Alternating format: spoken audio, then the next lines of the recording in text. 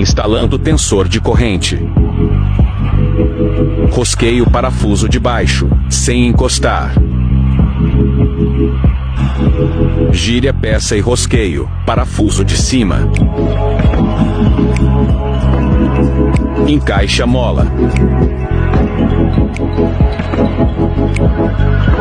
Com a ajuda de um alicate, encaixe a outra ponta da mola na parte inferior do tensor. Agora é só fixar o sabonete e o pino.